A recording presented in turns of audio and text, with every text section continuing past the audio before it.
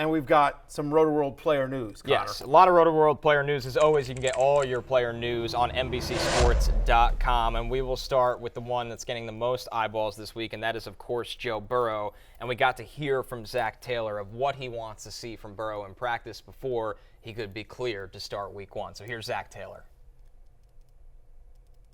Just keep getting reps in, and I thought today was a really good day for him. It was encouraging to see, and so we'll just take it one day at a time. Is he going to play for sure? He's just going to take it day to day right now. A lot of day-to-day right now from Zach Taylor. Yeah, he's going to play. I think that means he's going to play, is what it means play. for Joe Burrow. He's going to play. Real quickly, do you know who Joe Burrow's backup is? Exactly. Joe Burrow's going to play. I promise you, Joe Burrow in half a leg is better than whoever else they got there. I'm just telling you right now. Mark my words. Yep. Joe Burrow is going to play. Jay, has the line moved at all on this Bengals game? Is there any concern from Vegas that he doesn't play? No, the line is still 2.5. It did move back to Cleveland initially after he did the injury, but since then it's become relatively clear that he's a heavy favorite to play. If Joe Burrow was ruled out, this line would be more like Cleveland -3. So it would basically flip and then some, I think. So certainly Vegas expects that Burrow will go. And the thing for Burrow is this is something that he's used to at this point, missing training camp. I mean, as you're going to see here, just the training camp issues he's had each year. He's missed a lot of time. He hasn't had much preseason action throughout his entire NFL career. So I think if you're worried about a slow start for Burrow, sure, that might be justified in some way, but this isn't anything new for Joe Burrow's NFL career. You think about that 2021 season where he came off the torn ACL. Weeks 1 through 4, he averaged basically 27 pass attempts a game, slightly lower than his season average that year, but still, when you get 27 pass attempts and you're getting to throw to Chase and Higgins and Tyler Boyd, mixing out of the backfield, you'll take it. Yeah, I'm not worried about. Anyway, Joe Burrow, proud FantasyLife.com investor, by the way, Joe Burrow. Joe Burrow, I'm starting Joe Burrow everywhere I have him. One, we don't know if he's a proud Fantasy Life investor. We just know that he's an investor. He is an investor. That's true. I don't want to put an emotional state on him. I'm just saying he took his own money and put it into the company. So I feel we're inferring pride. A willing. How about a willing investor? A willing investor. I'll pay that. Secondly, Jake Browning is the backup quarterback on Cincinnati. There we go. Exactly. Washington legend. Not ultra familiar with Jake's work. Looks like he had a 4.0 GPA at Folsom High School in Folsom, California. Sure. Beyond that, not too sure, but I don't think he's going to play this weekend, Jake. Yeah, no, we expect Burrow to suit up. But that takes us to an injury that the concern level is nervous. The concern level is much higher, and I'm sure many of you watching, listening, had plenty of drafts throughout Labor Day weekend and witnessed the impact of this one, and that would be Cooper Kupp. And Sean McVay has come out and commented on this about Cooper Kupp visiting a specialist for his current hamstring injury. We're hopeful that this will give some clarity once he goes and talks to these doctors, because it doesn't fall in alignment with some of the things that have ended up occurring relative to the standard, strains of the hamstring, just based on what's occurred over the last month and a half. So I think we want to be able to get some clarity. Hopefully that clarity provides, a better answer to, what you're asking. I know Ryan Tollner was a part of this, Cooper's agent, to be able to kind of figure out, all right, what is the, one of the more reputable people in regards to what we think this might be that's a little bit different and a little bit outside the framework of a soft tissue. And so he went to go see those guys. I think the most important thing is whenever he's able to take the field, whether that be this week, whether that be week 2, whatever it is, as long as he's able to have that return to performance, he's feeling like the Cooper Kupp that we all know and love, and he's got some clarity on, all right, what is really going on. I think that'll, be a really good situation for us. So obviously the concern level here is high, guys. With Kupp not being guaranteed to play week 1, he could miss multiple times, and I think something you never want to hear from an injury over summer is setback right before the season begins. You know what? So we just heard from Coach Sean McVay, and you heard a lot there. You know what? I mean, like, a lot of words. You know what my sense for that is? When your children are older, you're going to get used to this, but maybe you have an ex-girlfriend or something like that, or a friend that you've caught like in a lie, or they don't have all the answers. They just keep talking and talking and talking. Like Circles. my daughter's like, well, like no, and then Brooke, and then no, and then Brooke messed it up, and then no, and then Connor, and then they start talking about all their brothers and sisters that whatever it is they're currently accused of. And then Mommy called me for dinner, and then I couldn't have time to, I'm just like talk and talk and talk and talk, and you're just like, I don't know, right? Like isn't the answer that you want to hear like He's seen a specialist just to get a second opinion, but we feel pretty good. You'll see him out there week 1. And that wasn't what we got at all. I mean, as somebody who has Cooper Kupp as one of my cornerstones on a couple of different dynasty teams, I am extremely nervous about this. And I'm not the only one, because I've seen drafters, he keeps dropping. I was getting texts from friends saying, like, I'm in a high stakes league this weekend. He fell to the end. In high stakes leagues, you can't trade. You know what I mean? Like, you were stuck with your roster. There's free agency, but you can't trade. So, I'm like, he fell to me in the middle of the second round. He fell to me to pick 20. I've seen other people in guillotine leagues where obviously, you need a high floor. He goes, like 5th round. Like, people are like, he's dropped. Now those are weird. That's a weird league. A guillotine league is kind of a weird. But I've seen him drop to the 2nd and 3rd rounds in normal drafts the last couple of days because of this. Yeah, and this is one of those things where just when you follow sport every day and you follow it for years and years, you kind of get used to like the cadence of what's coming next in the injury reports, and it just feels like just at any moment it's going to drop. The Cooper Kupp will be reevaluated in 4 to 6 weeks or something like that, right? It feels like that it's just a bad situation at the moment, and it's amplified by the fact that this Rams team has zero incentive whatsoever to rush him back because they're not going to do anything this year. The team has no one outside of Kupp, Stafford, Aaron Donald. This team is not a Super Bowl contender. Kupp is 30, and they're just not going to rush him back, which, by the way, when he does come back, hamstring injuries, one of the highest rates of reoccurrence in terms of injury. Right. So I would be very nervous about Kupp. Obviously, with any injury in any player, there gets to a point where the risk becomes worth the reward. But with Kupp, I don't know how many games. Is he going to play 12 games this season? Like, that feels dicey. I will tell you this. Like, I'm not dropping him as far as I'm dropping Jonathan Taylor, for example. Like, to me, that's the it's another superstar that there's a panic meter. But, like, I think, I think if you get down into the if you're in the Devontae Smith, T. Higgins range for wide receivers, it's a conversation. Oh, definitely. I'm still probably taking Kupp at that point because I think I'll be able to replace him later. And I think, again, even if it's for the 12 games you get him, he's the number 1 wide receiver in football. I mean, last year, again, on a points per game basis, he was the number 1 wide receiver in football. He was better than Jefferson, better than Tyreek, better than Chase, better than everyone. And so that's my expectation. But there's more risk now, and so I'm definitely not taking him in the 1st round. And I'd want to be fairly late in the 2nd round before I took him now. And I'd want it to be a 10 or 12 team league where I felt like I had a better chance of replacing him.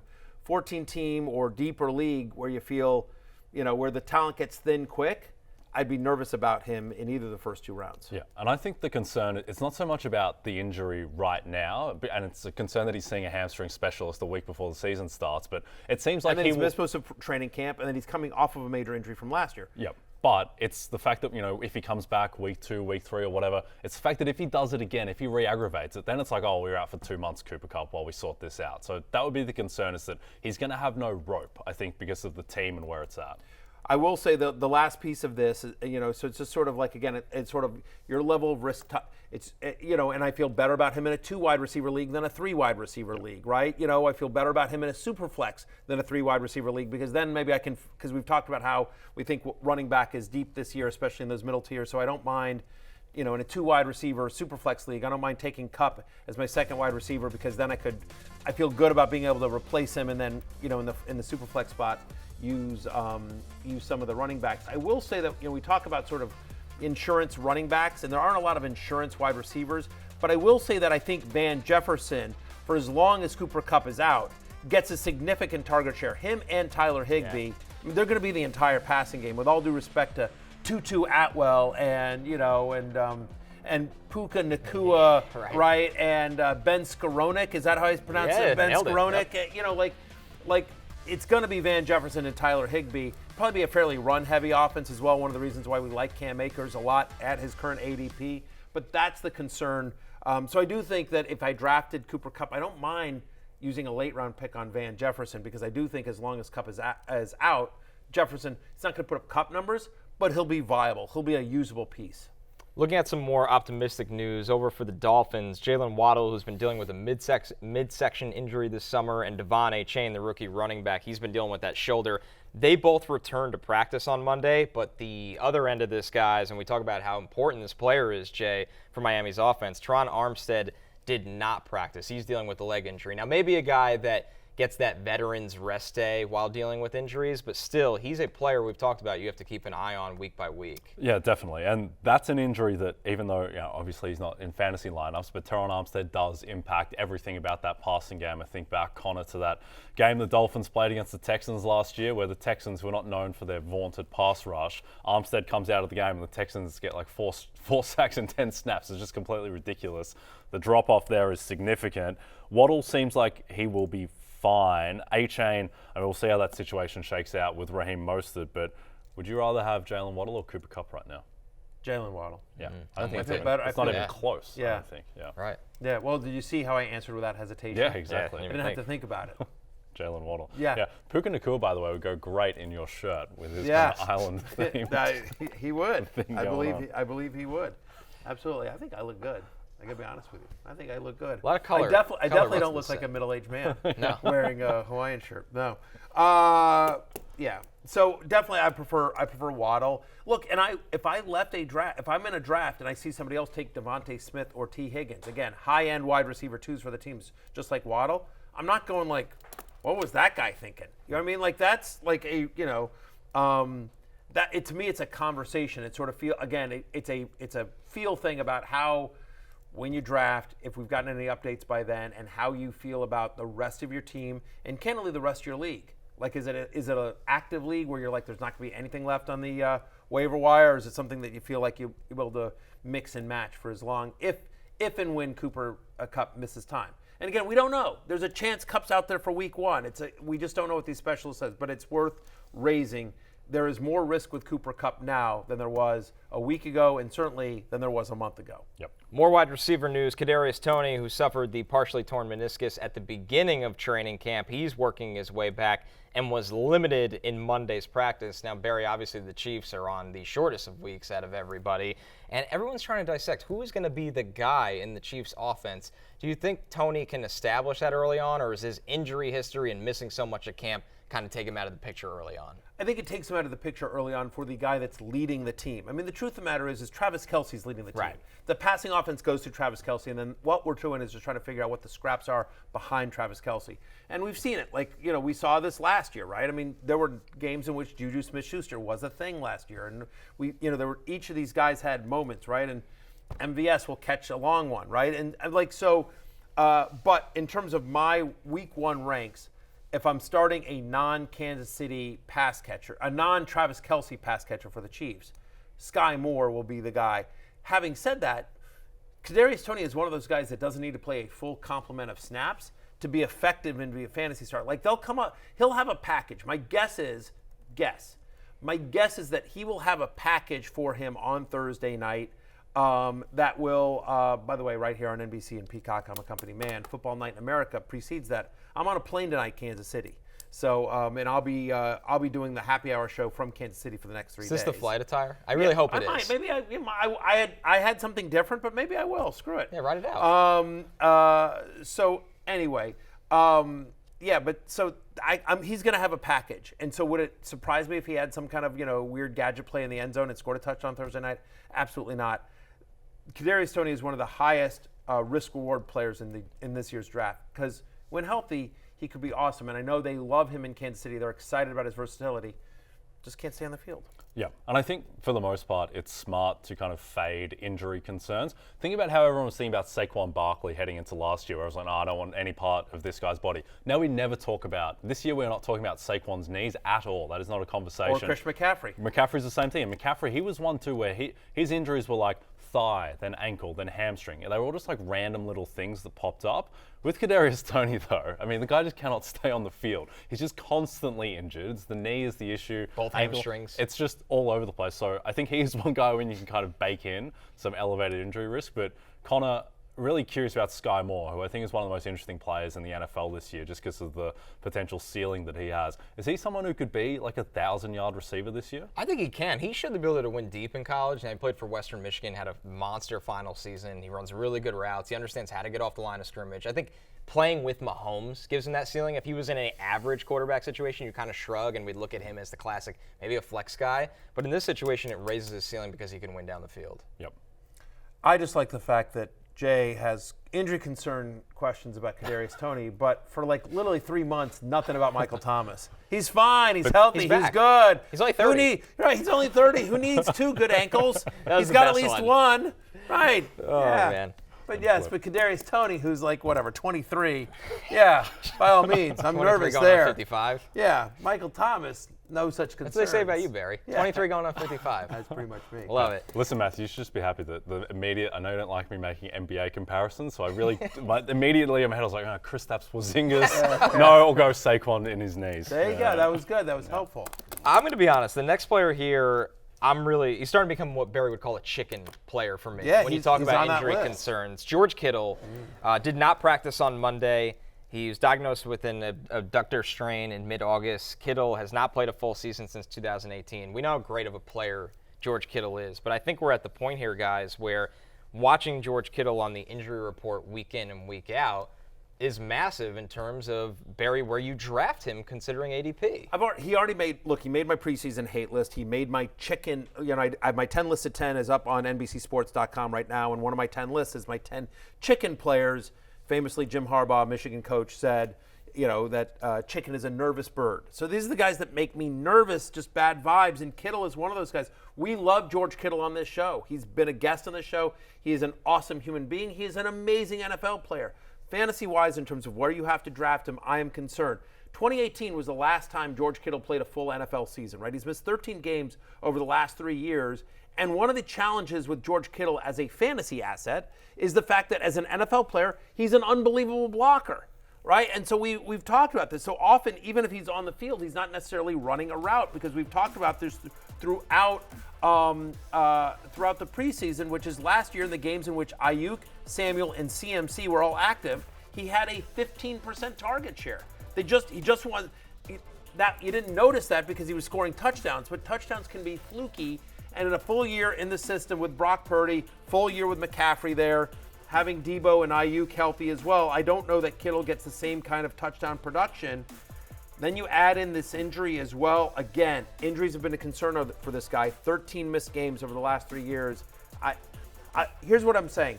He's probably rightfully ranked as tight end 5, but I would much rather have Goddard or Freiermuth or Njoku or even Ingram, Kyle Pitt. You know what I mean? Like, it's a cost.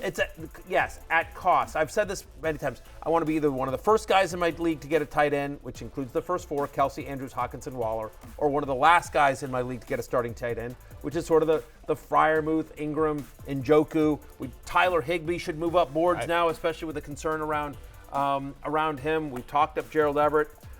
So Kittle is somebody that I have him in a dynasty league, so I can't get rid of him there. But other than that, I have 0 shares of Kittle in redraft this year. Yep, I'm with you. There's 2 things with Kittle. One, the final 4 weeks of last season, he scored 7 touchdowns. Before last year, he'd never had more than 6 in an entire season. So that's unsustainable. It's not like he was playing in bad offenses his whole career either. Secondly, I think there's this perception that Kittle and Purdy have this amazing connection because Kittle was so good down the end of last season, but we forget that Debo Samuel wasn't playing a lot of those games. And when Debo came back in the playoffs, the 2 playoff games before, I'm ruling out the NFC title game, which wasn't a real game of football after the Niners lost all their quarterbacks. But in those 2 playoff games against Seattle and Dallas, Debo had 16 targets, George Kittle had 7. George Kittle had 7 targets across 2 playoff games, and I think that is perhaps more representative of what we're going to see this season than when he was, the best tight end in fantasy the final month or thereabouts because of all the touchdowns he was getting. Staying in the tight end market, Mark Andrews has missed 6 straight practices with an undisclosed injury, but we got to hear from John Harbaugh last week and yesterday on Andrews, who is expected to return to practice this Wednesday. You don't need to panic about that, and I tell the fans it's going to be okay. But he should be out there practicing next week. I expect him to play in the game, and he should be fine. So that's where we're at with that. Yeah, good.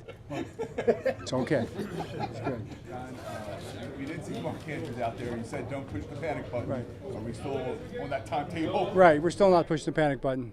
We should see him out there Wednesday.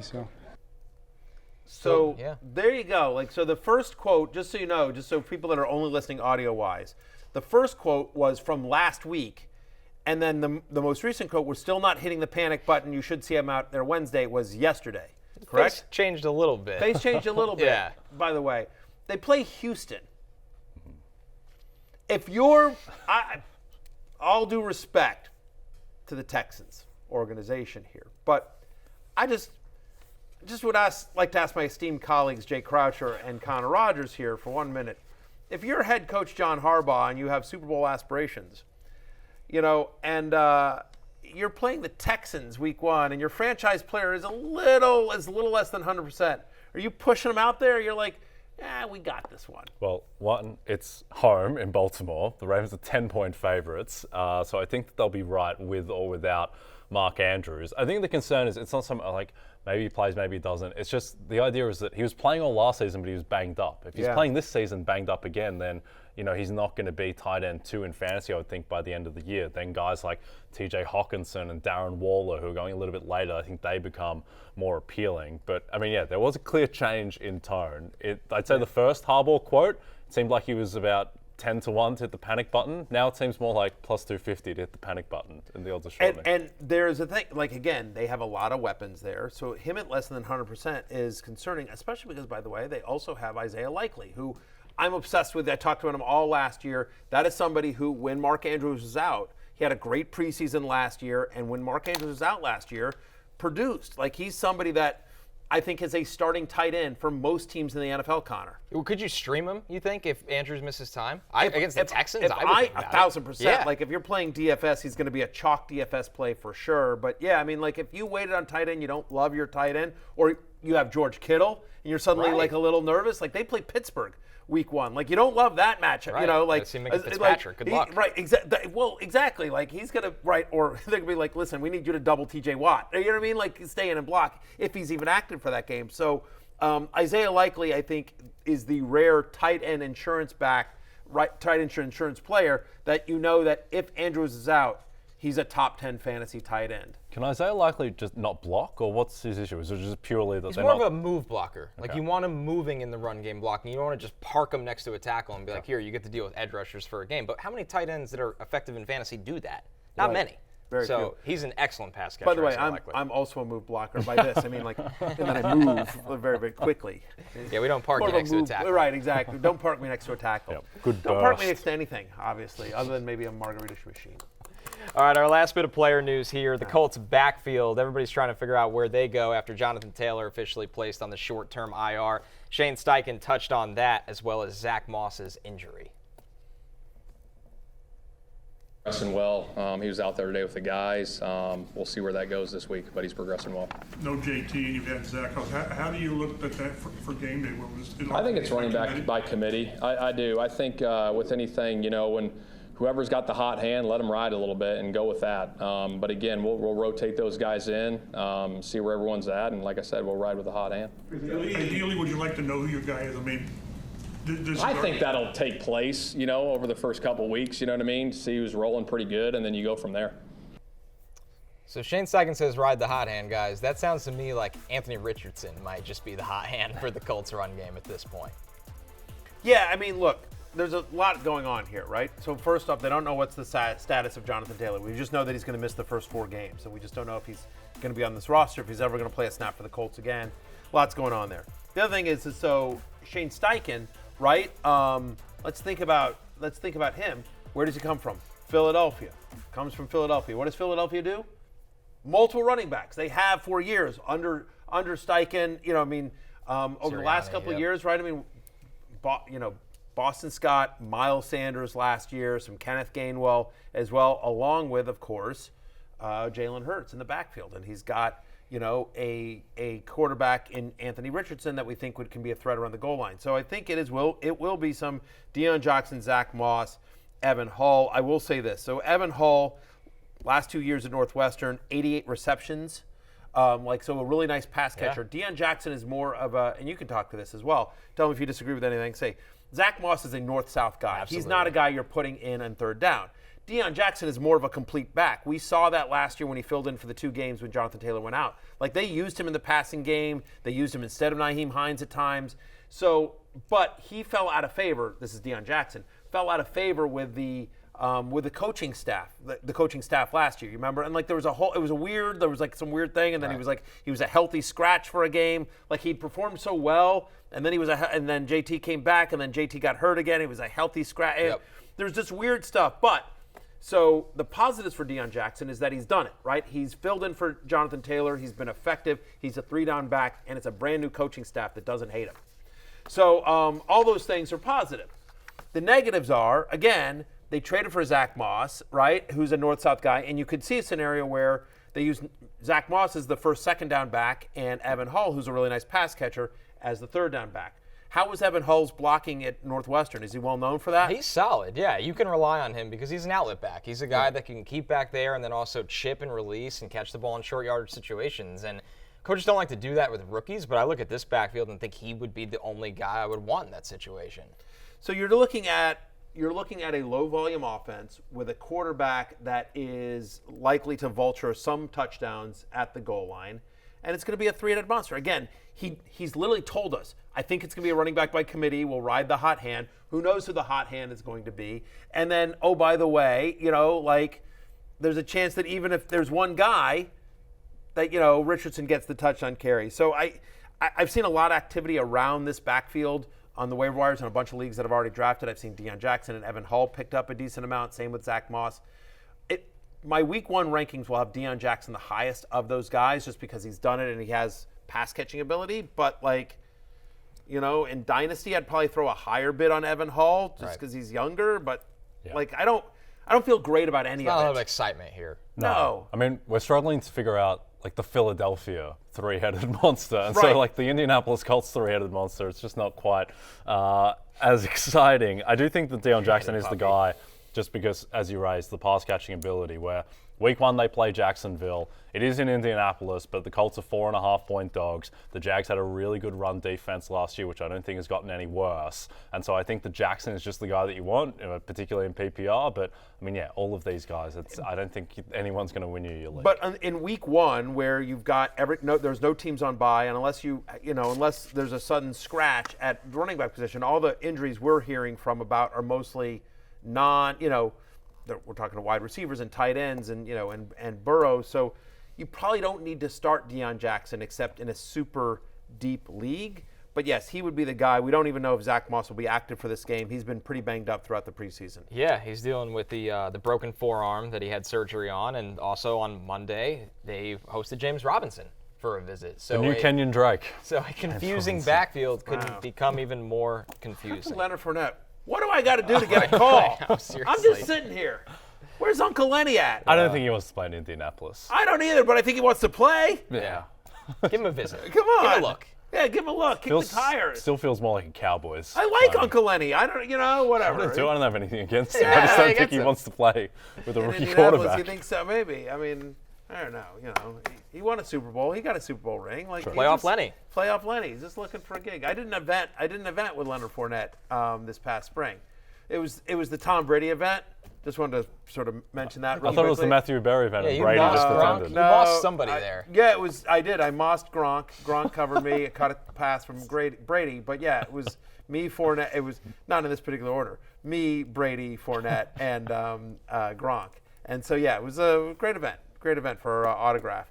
Anyway, so I met him. I liked him a lot. I don't know. Super nice guy. Super personable. Sign him, Indianapolis. Leonard Fournette. But by the way, you can't tell me Leonard Fournette isn't better than a lot of the running backs. He's better than James Robinson. I'll tell you that right now. Come on. Got to cover that with the Jets last year. Yeah. All right. Right, and he got a cup with the Giants, right? Was he with the Giants for 2 weeks? He was with the Patriots for a day and the Giants for a week. Something like that. Then they saw enough. Yes. So we'll see where that goes. Hey, it's Matthew Berry from NBC Sports and RotoWorld.com. Just want to thank you so much for watching what you just watched, or at least being too lazy to click out of it after the autoplay just kept it going. So either way, thank you so much for just letting it scroll by your screen. And now I'd like to ask you respectfully, please subscribe to the NFL on NBC YouTube channel for the latest NFL news, fantasy headlines from RotoWorld, and betting analysis from NBC Sports Edge.